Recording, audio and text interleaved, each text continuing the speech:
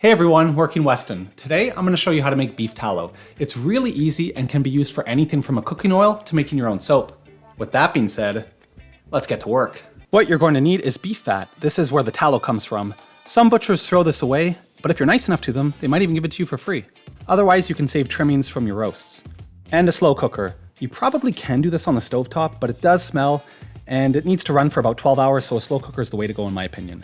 The first step is to freeze your beef fat. This makes it a lot easier to chop up. You're going to want to cut it up as small as possible. You can do this by hand, like so, but if you know somebody who has a meat grinder, I highly recommend this. It makes it 1,000 times easier. So for a meat grinder, you just want to cut it up into chunks that fit into the grinder. I like to set up my meat grinder to feed directly into the bowl, and the next step is to feed it all through.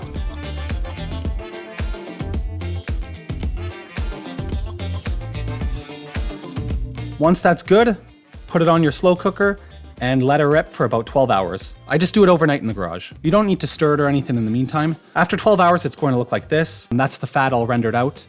All you need to do is pour it through a strainer into glass jars. Most of the bits sink to the bottom, so not a lot's gonna collect in the strainer. Make sure you let it cool a bit too so you don't burn yourself. It pours through a yellowish liquid, but as it sets up, it solidifies into more of a white, creamy texture.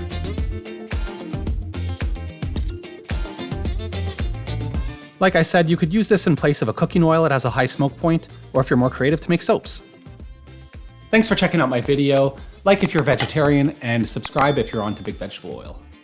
You can also find my live streams on Twitch at WorkingWeston. With that being said, I've got to get back to work.